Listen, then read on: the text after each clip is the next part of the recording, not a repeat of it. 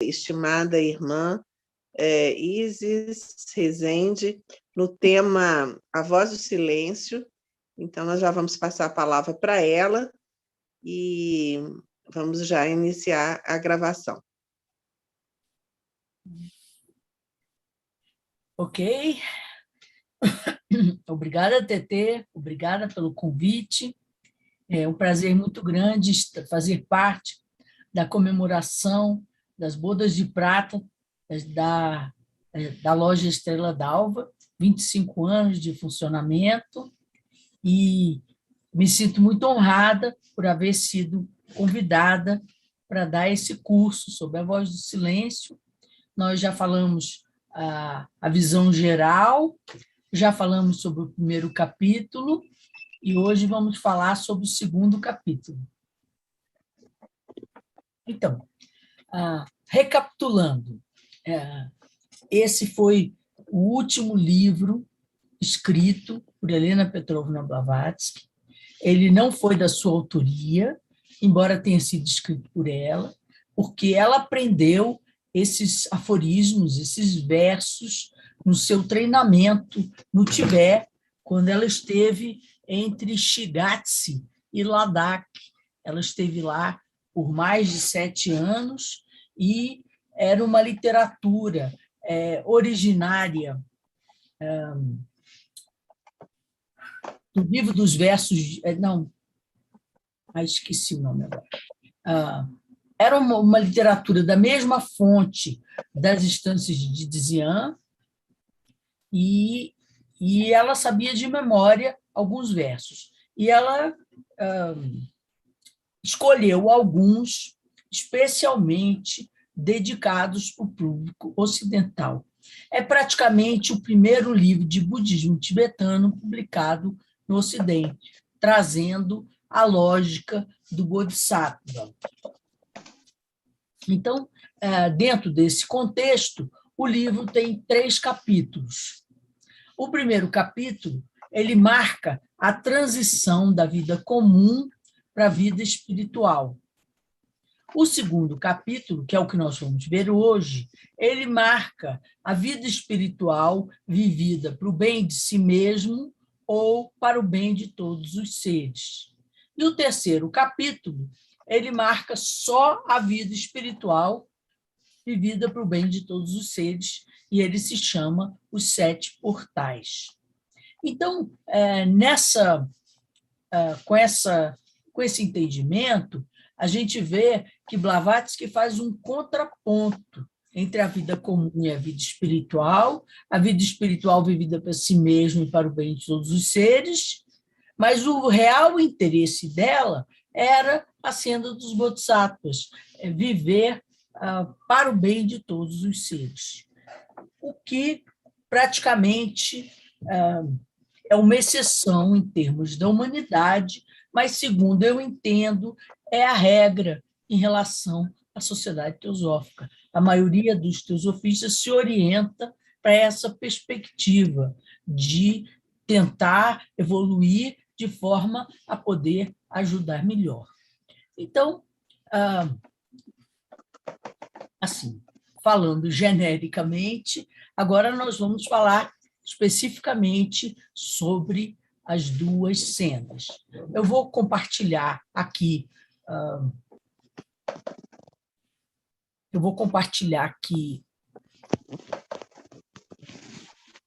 o meu arquivo. Estão vendo? Vocês estão vendo?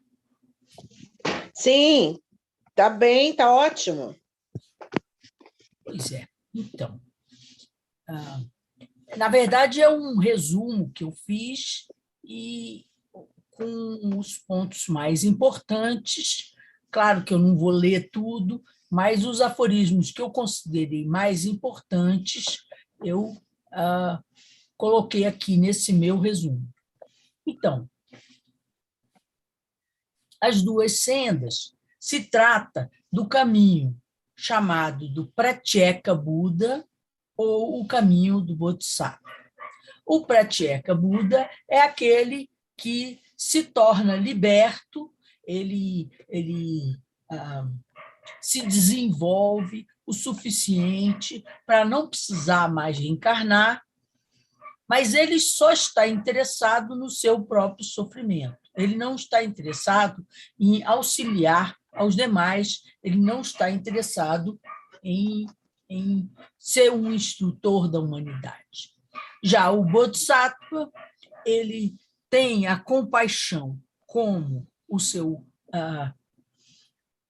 a sua linha propulsora do seu desenvolvimento, quando ele percebe que ainda não tem todo o desenvolvimento que precisa, de forma a poder auxiliar a todos os seres como deveria, então ele se esforça por buscar a iluminação para o bem de todos os seres. Então, aqui, ambos os caminhos, a senda do Pratyeka ou a senda do Bodhisattva, são caminhos acelerados, são caminhos inteligentes, onde o indivíduo procura se desenvolver.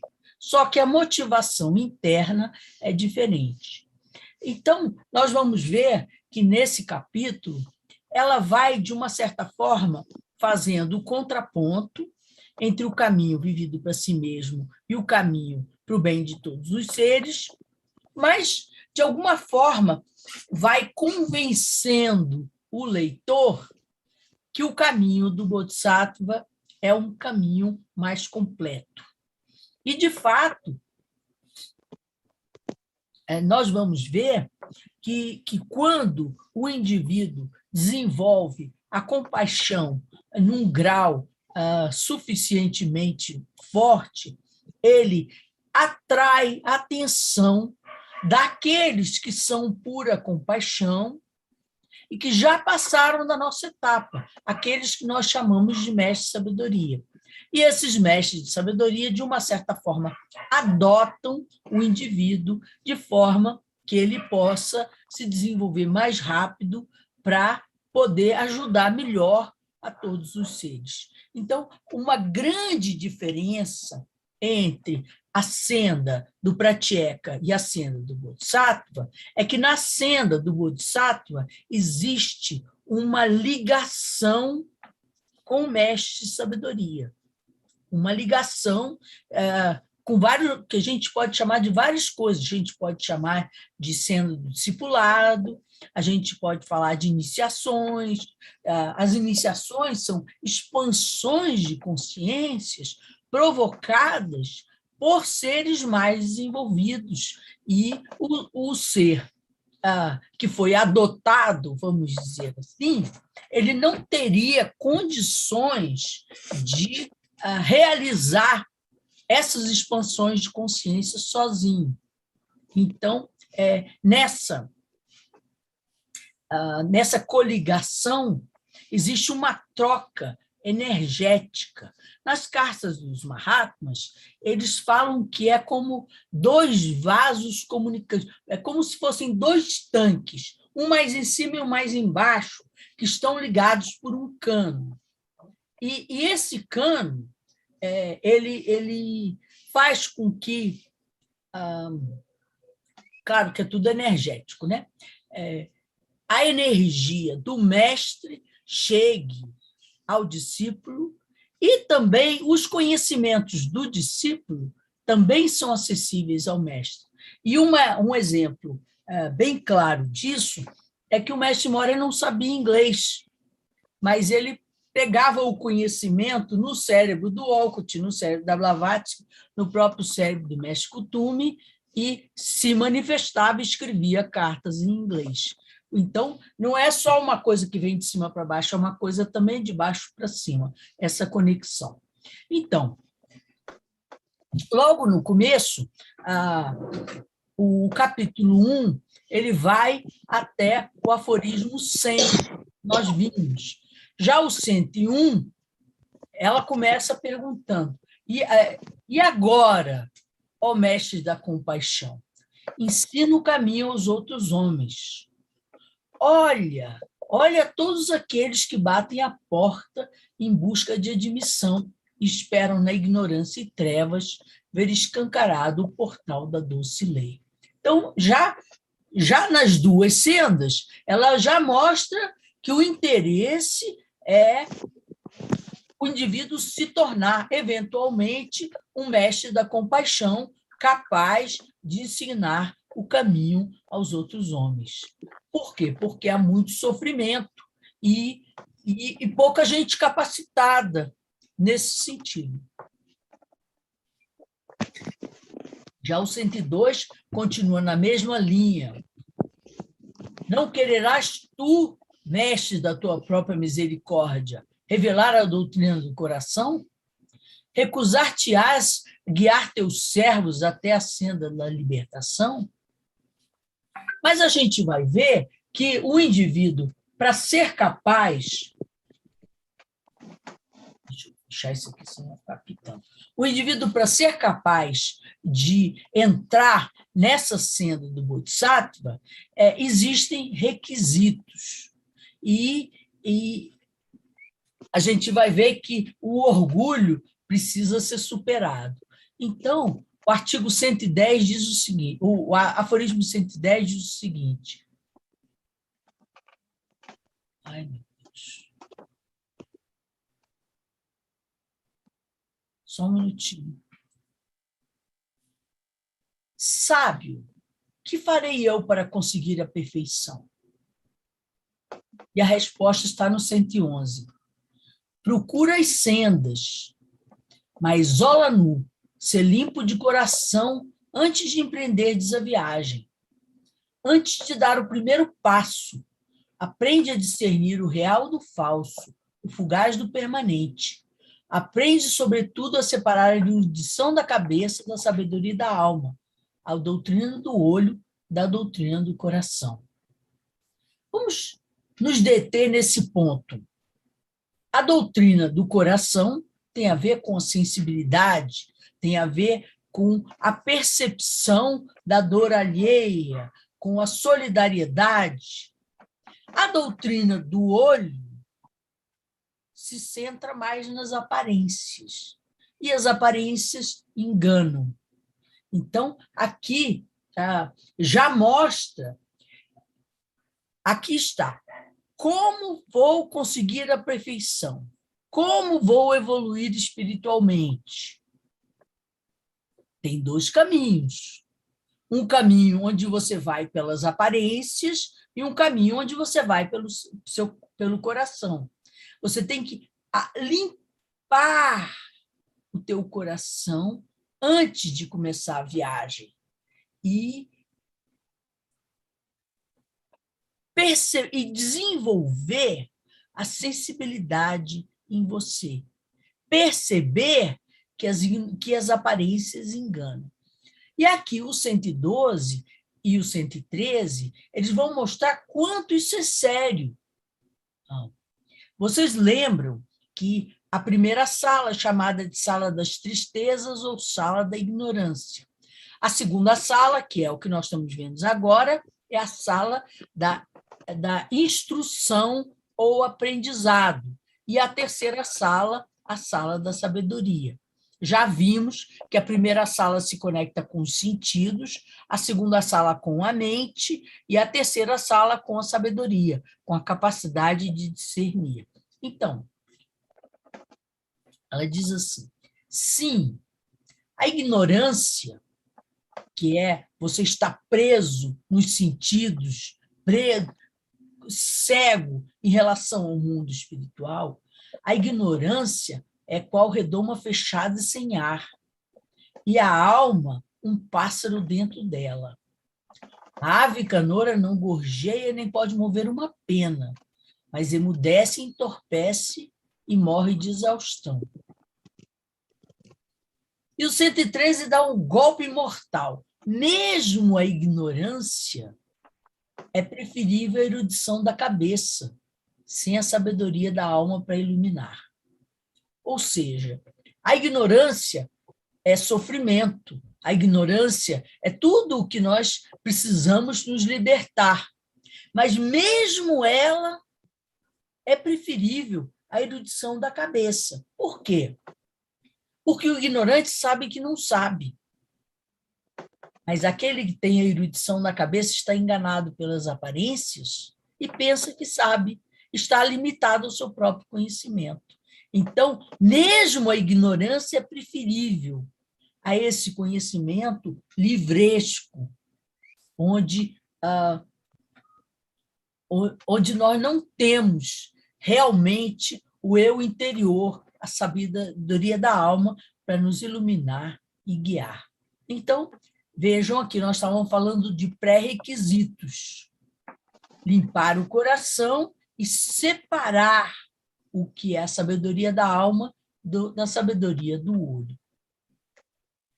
Vamos ver também que se trata de um trabalho mental. Diz o aforismo 115, pois a mente é como um espelho, colhe pó enquanto reflete. São necessárias as suaves brisas da sabedoria da alma para limpar o pó das nossas ilusões.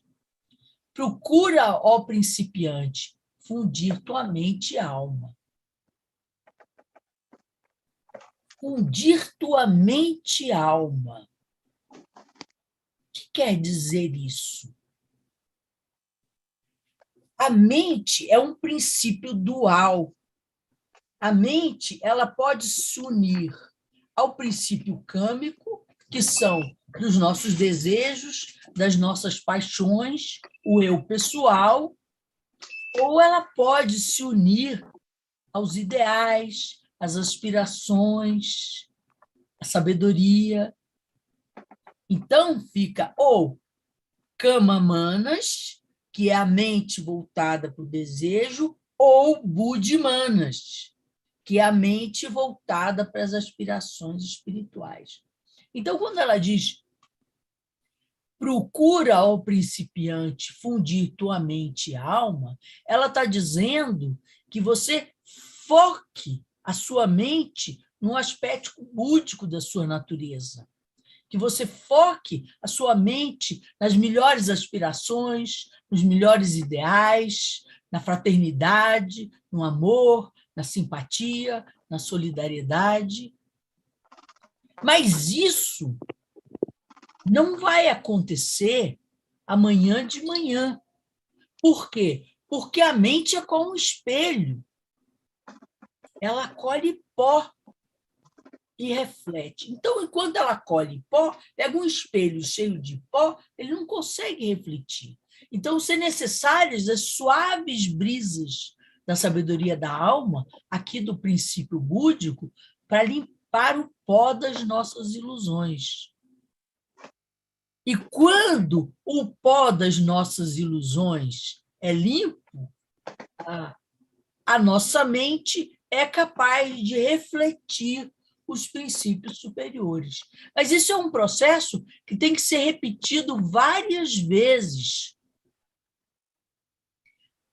até que nós cheguemos a um ponto em que o pó não se adeira mais ao espelho que é a nossa mente. 116 diz, foge da ignorância e da ilusão também. A ignorância se refere à primeira sala, onde nós somos presos aos sentidos, e a ilusão à prisão da mente, construir castelos de areia com o nosso pensamento. Vira o rosto às decepções do mundo, desconfia dos seus sentidos, eles são falsos. Mas dentro do teu corpo, o santuário das tuas sensações, busca no impessoal o homem eterno. E tendo procurado fora, olha para dentro. Tu és Buda. Todos nós temos a natureza de Buda dentro de nós. Acontece que a natureza de Buda está dormindo e nós temos que acordar essa natureza de Buda em nós. E Buda quer dizer o desperto, aquele que já acordou, aquele que não está iludido pelos sentidos ou pela mente. Então, e tudo isso está dentro de nós. Nós não temos que buscar um guru A, B ou C para nos ensinar. Nós temos que aprofundar no nosso coração tendo as instruções, como nós dissemos logo no começo, esse é um livro de instruções que nos possibilitam evitar cascas de banana que nos levariam para fora do caminho. E orgulho é também um outro grande obstáculo que precisa ser superado. 118 diz o seguinte: o autoconvencimento, discípulo, assemelha-se a uma elevada torre a qual subiu um louco soberbo. Ali se sente em orgulhosa solidão, desapercebido de todos, menos de si próprio. Então, qual é o caminho orgulhoso onde você sobe numa torre, se acha o tal em orgulhosa solidão? É o caminho do Pratyeka Buda, é o caminho de evoluir para o bem de si mesmo. Então, ela vai mostrando as deficiências do caminho do Pratyeka Buda, de forma que nós possamos escolher, no fundo do nosso coração, a senda do Bodhisattva quando chegar a hora. Então, o verdadeiro conhecimento é a farinha. A falsa erudição é a casca. Se queres comer o pão da sabedoria, tens de amassar tua farinha com as águas límpidas de Amrita. Mas se amassas as cascas com orvalho de maia, não poderás criar mais do que alimento para as negras pombas da morte, as aves do nascimento, decadência e tristeza.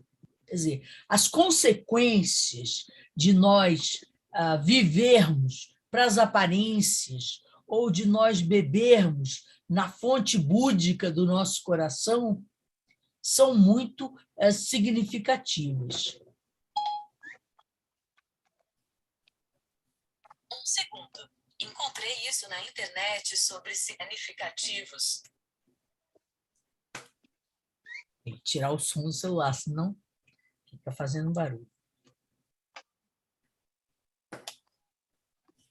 Então, semeia ações bondosas e colherás seus frutos. A inação num ato de misericórdia se converte em ação num pecado mortal. Vejam. A inação é uma ação.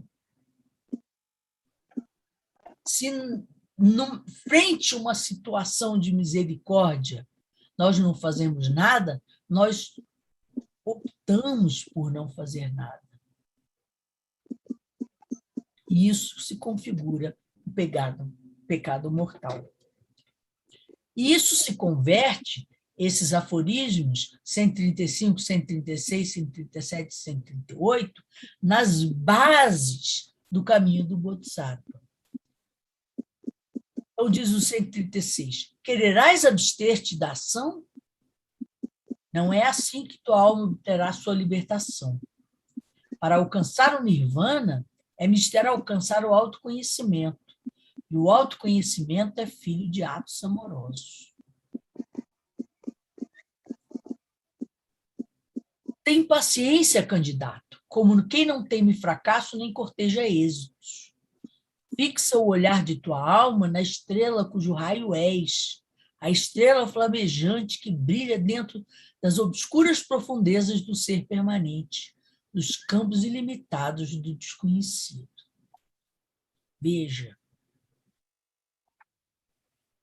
esse é um caminho que, quando o indivíduo se tornou um iniciado, quando ele entrou na corrente, ele ainda tem 7 nascimentos diante de si. O que quer dizer que nós não vamos fazer a tarefa toda amanhã de manhã, nem ontem à tarde. É um processo de ir fazendo escolhas, ir moldando o nosso caráter de acordo com a percepção de que tudo que nós aprendemos deve se reverter para o bem de todos os seres. Mas temos que ter paciência. Sem temor de fracasso, nem ficar muito prosa com os nossos êxitos. Por quê? Porque essa escada tem muitos degraus.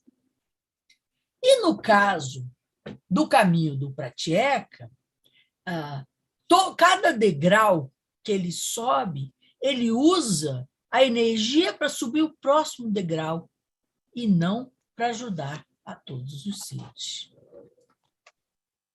Diz o 138. Tem perseverança como aquele que tem de persistir eternamente. Tuas sombras vivem e se desvanecem. Aquilo que em ti viverá para sempre, aquilo que em ti conhece, porque é conhecimento, não é de vida fugaz.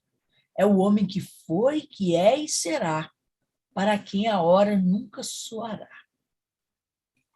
E a base, realmente, é a compaixão, que é o aforismo 144, que eu falei para vocês já, que para mim é o mais importante de todo o livro, que diz: viver para beneficiar a humanidade é o primeiro passo. Praticar as gloriosas virtudes, ou seja, as paramitas de perfeição, é o segundo. Então, a primeira parte, que é viver para beneficiar a humanidade, ele trata de estabelecer o caminho, as duas sendas, a escolha de viver para o bem de todos os seres. Mas esse é um caminho de pré-requisitos. E nós temos que ver o tamanho das nossas pernas. Temos que ver qual é a nossa real capacidade. E o 147 diz assim: todavia, se a doutrina do coração for demasiado elevada para ti, se necessitas ajudar-te a ti próprio e temes oferecer ajuda aos outros, então, ó tu de coração tímido, cautela-te em tempo, contenta-te com a lei da doutrina do olho. Ainda tem esperança, pois a senda secreta hoje não é acessível, estará ao teu alcance amanhã. Aprende que nenhum esforço, por mínimo que seja, tanto na direção certa como na errada, pode desvanecer-se no mundo das causas. Nem a fumaça desfeita fica sem traço. Uma palavra brusca proferida em vidas passadas não se perde, mas renasce sempre. A pimenteira não produz rosas, nem a argente e estrelas de jasmim se torna espinho ou cardo. Ou seja, temos que ir plantando a compaixão, mas vendo que, não nos enganando, não olhando para o espelho e dizendo: oh, que lindo, já sou compassiva. Não é assim. Temos que ir desenvolvendo gradualmente, porque nós não sabemos qual foi as palavras bruscas que nós falamos em vidas passadas que renascem sempre. Nós não sabemos quais foram as pimentas, ou as rosas, ou os jasmins, ou os espinhos que nós andamos plantando. Então, por outro lado, nenhum esforço pode se desvanecer no mundo das causas. O esforço na direção errada, ele volta para nós na forma de reforço, de resgates kármicos. E o esforço na reta direção planta as bases para esse desenvolvimento em vidas futuras. Por isso, nós trabalhamos com a lei do karma. E eu lembro bem o que diz Dora Kuntz. Dora Kuntz, quando teve em Brasília, fez um seminário no Instituto Teosófico, ela disse claramente que quando nós não aceitamos o nosso karma, nós criamos mais karma. Então, fica uma coisa assim como o cheque especial, que você paga os juros e continua devendo. Ou o cartão de crédito, que você paga o mínimo e continua devendo. Diz o aforismo 148, podes criar hoje tuas oportunidades de amanhã. Na grande jornada, as causas semeadas a cada hora produzem cada qual sua colheita de efeitos, porque uma rígida justiça governa o mundo. Então, também é importante nós percebermos que aceitar as dores do nascimento é muito longe de ser uma atitude meramente passiva, porque nós atrelamos o karma do passado ao futuro se não o aceitamos. Então, diz o aforismo 149, aceita, pois, tanto quanto mérito te há reservado, ó tu de coração paciente. Anima-te e contenta-te com a sorte. Tal é o teu karma, o karma do ciclo dos teus nascimentos, o destino daqueles que, em sua dor e tristeza, nascem simultaneamente contigo, regozijam-se e choram de vida em vida, encadeado a tuas ações anteriores. Quer dizer, muito claro aqui que nós temos que viver o nosso karma. Inclusive, tem aquela máxima que Deus dá o frio conforme o cobertor. Na verdade, o karma só vem para nós quando nós estamos preparados para dar o nosso próximo passo na evolução. Então, quando qualquer situação vem para nós, significa que nós estamos já espiritualmente prontos a resolvê-la.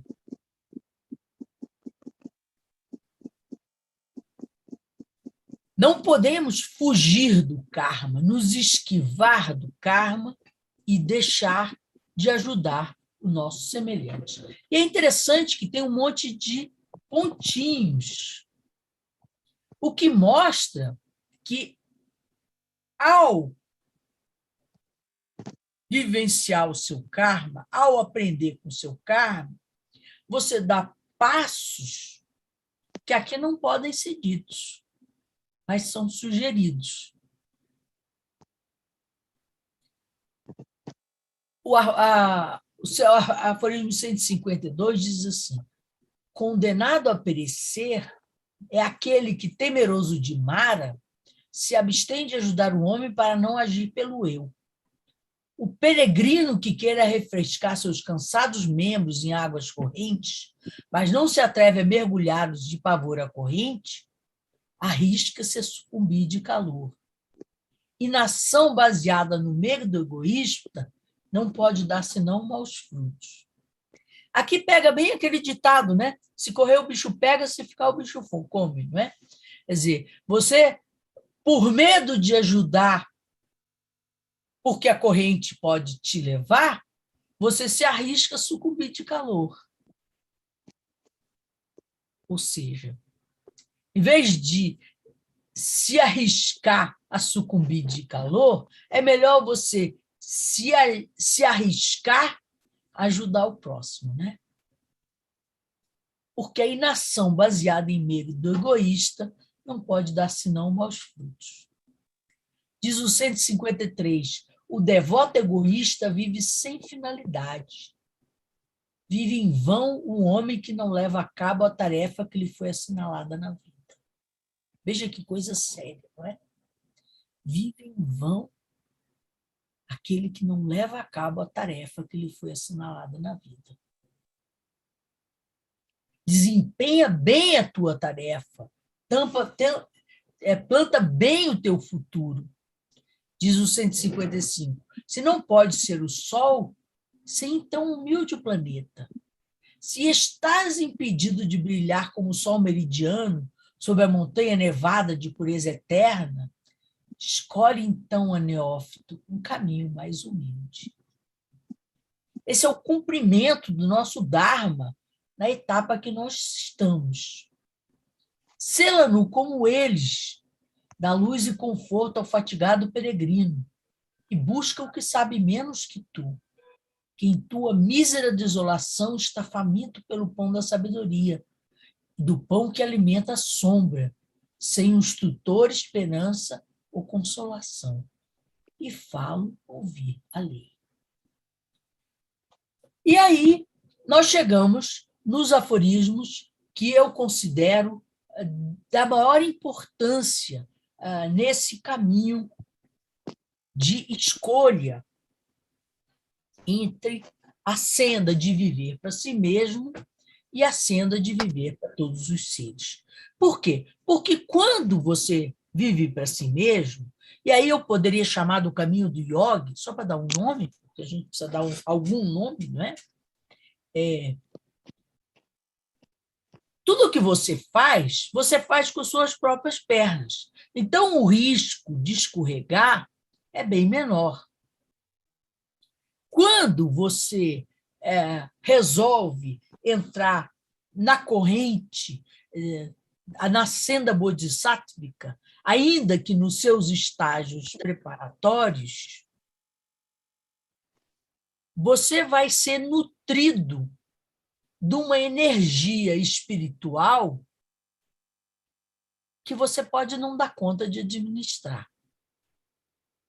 Então, existem muitas barreiras que precisam ser vencidas. Existem muitas dificuldades que precisam ser superadas.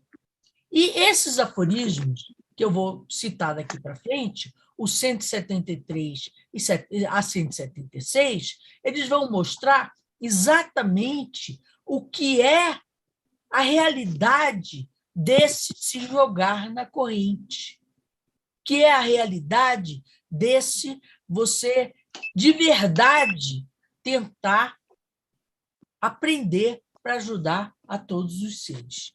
Então, diz aqui o 173.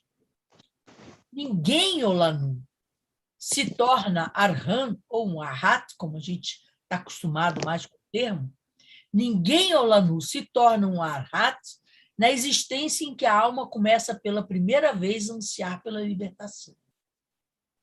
Ninguém se liberta de primeira.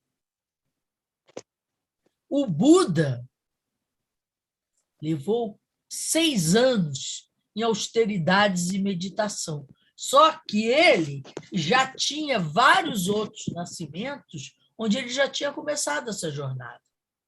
Ninguém chega de primeira. Ninguém se torna um liberto na existência em que a alma começa pela primeira vez a ansiar pela libertação.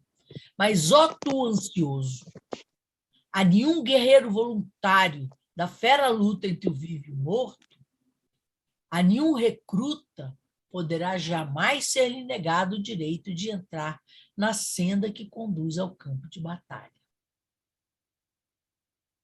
Então, todos nós temos o direito de tentar. Por quê? Ou vencerá, ou cairá.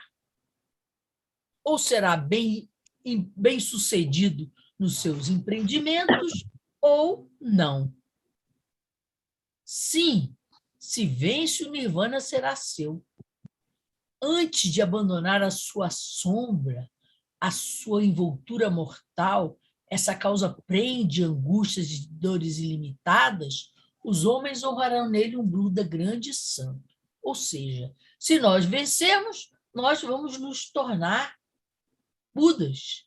E os homens verão isso e honrarão a nós como um Buda grande e santo. E se cai, ainda assim não cairá em vão. Os inimigos que matou na última batalha não voltarão à vida no próximo nascimento que lhe tocará. Ou seja, vamos dizer que nós temos 30 provas. O orgulho, a mesquinharia, a gula, as deficiências nossas todas. Vamos dizer que nós temos 30 dessas deficiências. E aí nós entramos na senda que conduz ao campo de batalha. E vamos lutar com esses nossos inimigos. Digamos, temos 30, vencemos 15, mas perdemos para 15. O que quer dizer que na vida que vem vamos ter 15 para lutar e não mais 30. Por quê? Porque os inimigos que matamos na última batalha não voltarão à vida no próximo nascimento que nos tocará.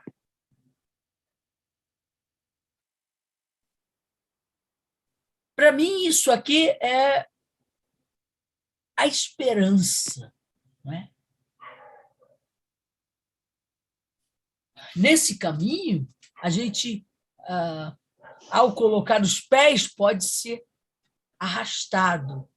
Mas, ao nos debatermos, vamos aprender um pouco de natação. E aquilo que foi aprendido, foi aprendido. Isso explica também por que os seres humanos nascem tão diferentes. Quem tem filhos sabe como um filho é totalmente diferente do outro. Por quê? Porque alguns inimigos já foram mortos em outras batalhas. Mas aqueles que não foram vencidos estão de volta, aqui na luta. Então, a gente reencarna exatamente para brigar de novo com aqueles inimigos que não matamos na última batalha. Seja ele o orgulho, seja ele o apego, seja qualquer deles. A gula, a avareza, a inveja, qualquer deles. Todas as vezes que a gente volta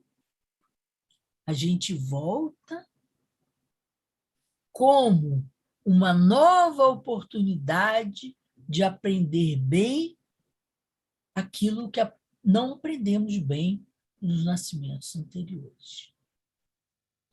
E dessa forma, nós vamos forjando o nosso caráter para dar sentido às nossas vidas. Porque vive em vão o ser humano que não leve a cabo a tarefa que lhe foi assignada na vida. Ela mostra, nesse capítulo, e eu não coloquei aqui nesse meu resumo, mas vou falar para vocês, ela mostra para a gente que, por exemplo, o caminho do Pratyeka é um caminho onde você vê mais rapidamente a luz no fundo do túnel.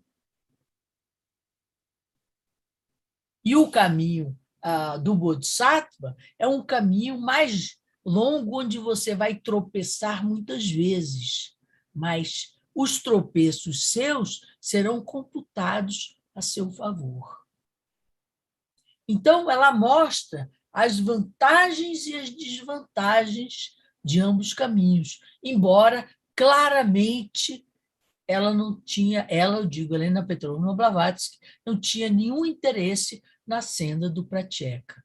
O interesse dela era na senda dos Bodhisattvas. E esse livro veio justamente para mostrar a lógica da compaixão para um mundo ocidental mais tendente ao egoísmo, mais tendente à luta pela sobrevivência, até como resultado da perda do entendimento da reencarnação. Então, a civilização ocidental, com a ideia que a vida é uma só, deixa eu tirar o máximo proveito que eu der conta e os outros que se danem, ela